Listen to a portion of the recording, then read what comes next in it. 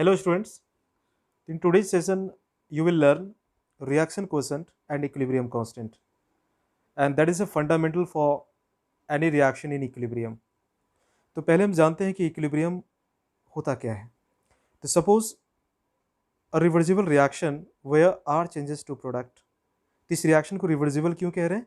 क्योंकि जिस set of conditions पे लाइक टेम्परेचर एंड प्रेशर पे आर जो है वो पी में कन्वर्ट होता है, under the same conditions P changes to R. That means कि अगर आप रिएक्टेंट से स्टार्ट करते हो रिएक्शन को, आर से स्टार्ट करते हो तो पी बन जाता है, और पी से स्टार्ट करते हो तो आर बन जाता है under same set of conditions of temperature and pressure. तो ऐसे रिएक्शन को हम कहेंगे रिवर्सिबल रिएक्शन. ठीक है. तो रिवर्सिबल रिएक्शन में एक स्टेट ऐसा आएगा whenever rate of forward reaction becomes equal to rate of backward reaction, और उसी स्टेट को बेटा कहते हैं इक्विलिब्रियम. तो इक्विलिब्रियम क्या होगा? At equilibrium rate of forward reaction becomes equal to rate of backward reaction. इसका क्या मतलब हुआ कि जिस रेट से आर पी में कन्वर्ट होता है उसी रेट से पी आर में कन्वर्ट होता है. और रेट ऑफ रिएक्शन को दिखाने के लिए हमें dx अपॉन dt की बात करनी पड़ती है, यानी कि टाइम के रेस्पेक्ट में कॉन्सेंट्रेशन किस तरीके से चेंज हो रहा है, इसे हम लोग कहते हैं रेट ऑफ रिएक्शन. ठीक है. इसे ग्राफ के तरीके से अगर आप समझना चाहते हैं तो यहाँ पे y कोऑर्डिनेट पे मैंने यहाँ पे कॉन्सेंट्रेशन लिया हुआ है और टाइम को रखा हुआ है x कोऑर्डिनेट पे. ठीक है. तो मान लो कि ये रिएक्टेंट है जिसकी कॉन्सेंट्रेशन टाइम के साथ घटती जा रही है, इसको मैं R कह देता हूँ, और ये प्रोडक्ट के लिए कर्व है जिसकी कॉन्सेंट्रेशन टाइम के साथ बढ़ती जा रही है. राइट. लेकिन एक ऐसा टाइम हुआ होगा जिस पॉइंट के बाद आप देखते हो कि इनके कॉन्सेंट्रेशन के वैल्यू में कोई सिग्निफिकेंट चेंज नहीं आ रहा है, और इसी पर्टिकुलर मोमेंट ऑफ टाइम पे हम कहते हैं कि इक्विलिब्रियम इस्टेब्लिश हो गया. तो जैसे ही इक्विलिब्रियम इस्टेब्लिश हो जाएगा there is no change in concentration of either reactant और प्रोडक्ट. ऐसा क्यों हुआ? क्योंकि rate of forward reaction rate of backward के बराबर है. तो जिस रेट से आर पी में कन्वर्ट हो रहा है उसी रेट से पी आर में कन्वर्ट हो रहा है. तो क्या इसका मतलब है कि अगर कॉन्सेंट्रेशन में चेंज नहीं आई तो रिएक्शन क्या स्टैटिक है? नहीं, रिएक्शन तो डायनेमिक है, रिएक्शन चल रही है, लेकिन दोनों डायरेक्शन में रेट के इक्वल होने की वजह से आपको कोई खास बदलाव यहाँ पे देखने को नहीं मिलेगा. इसका काफ़ी बढ़िया एग्जांपल है कि अगर आप N2O4 गैस से रिएक्शन स्टार्ट करते हैं तो N2O4 एक कलरलेस गैस है. ठीक है. N2O4 एक कलरलेस गैस है, और मान लो कि आपने कंटेनर में एक N2O4 कलरलेस गैस को लिया हुआ है, तो आप देखोगे कि धीरे धीरे ये NO2 में कन्वर्ट होगा और NO2 रेडिश ब्राउन कलर का होगा. तो जो कलरलेस गैस था वो रेडिश ब्राउन कलर का, यानी कि जो कलर होगा उस कंटेनर में धीरे धीरे अपीयर होना शुरू हो जाएगा. ठीक है. और अगर आपने NO2 से रिएक्शन स्टार्ट करी है तो थोड़े टाइम पे आपको दिखेगा कि उसका कलर फेड होने लगा. क्यों? N2O4 बनने लगता है. लेकिन एक ऐसा टाइम भी आएगा जिस टाइम के बाद आप देखोगे कि कलर में कोई भी सिग्निफिकेंट चेंज नहीं है विद टाइम, तो आप कहोगे इक्विलिब्रियम आ गया. ठीक है. तो इक्विलिब्रियम इस्टेब्लिश होने के बाद किसी भी तरह के कॉन्सेंट्रेशन या पार्शियल प्रेशर की वैल्यूज़ पे कोई भी चेंज नहीं आता है, तो इसे हम लोग कहते हैं इक्विलिब्रियम. अब देखते हैं कि किसी भी पर्टिकुलर मोमेंट ऑफ टाइम पे ये कैसे चेक करें कि इक्विलिब्रियम इस्टेब्लिश हुआ या नहीं हुआ, और अगर नहीं हुआ है तो रिएक्शन की डायरेक्शन क्या है. तो इसके लिए हमें देखना होता है रिएक्शन क्वोशेंट.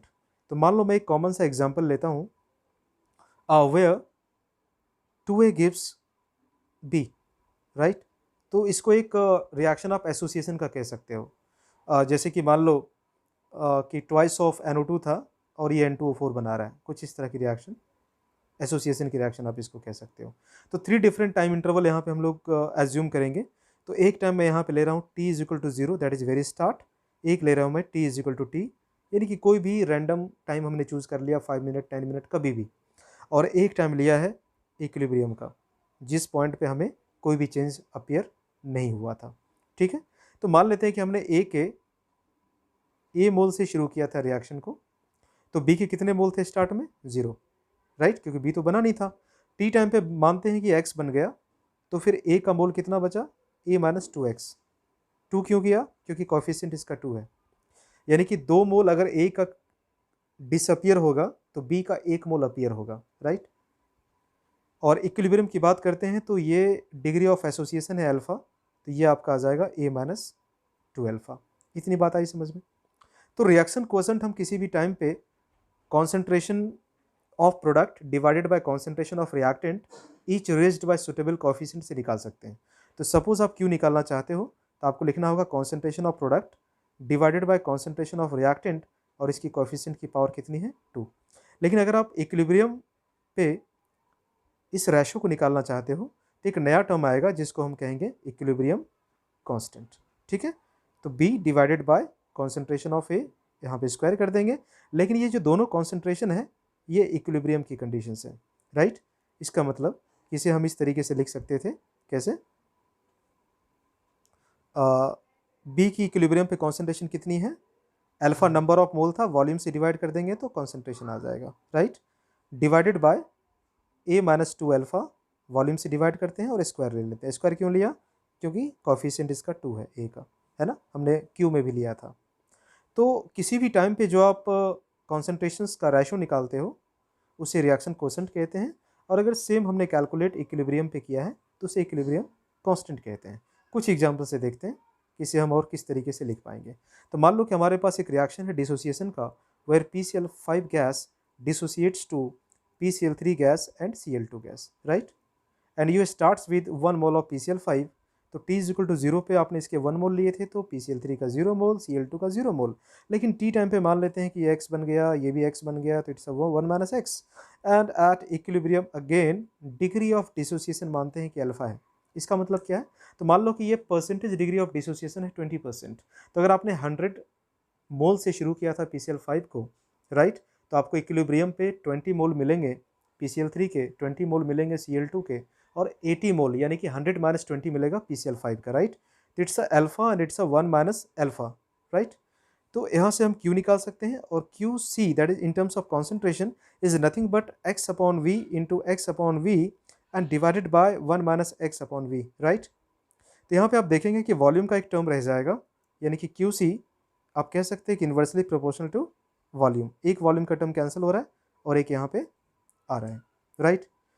तो इस तरीके से आप डायरेक्शन या Q की वैल्यू को आप चेंज कर सकते हो, रिएक्शन मिक्सचर के वॉल्यूम को बढ़ा के घटा के, इस तरीके से। और अगर आप रिएक्शन कोसेंट की जगह पे इक्विलिब्रियम कांस्टेंट निकालना चाहते हैं तो फिर आपको निकालना होगा alpha upon V into alpha upon V divided by 1 minus alpha upon V। इससे क्या आ जाएगा, KC आ जाएगा, ठीक है। नाउ तो how the values of Q and K decides direction of equilibrium. तब हम लोग डायरेक्शन प्रिडिक्ट करने जा रहे हैं जिसको हम कहते हैं प्रिडिक्शन ऑफ डायरेक्शन, यानी कि जो रिवर्सिबल रिएक्शन है उसकी डायरेक्शन क्या होगी। तो फर्स्ट केस लेते हैं, मान लेते हैं कि Q is equal to K, right. तो Q अगर K होगा तो आप कहोगे कि रिएक्शन तो इक्विलिब्रियम में है, then reaction is in equilibrium.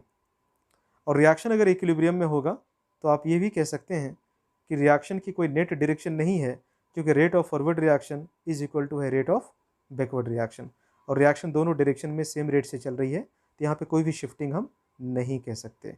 Now second case आता है कि अगर केस 2 ले लेते हैं, if Q is greater than K, यानी कि हमने रिएक्शन कोसेंट की वैल्यू को मेज़र किया है इक्विलिब्रियम कांस्टेंट की वैल्यू से ज़्यादा।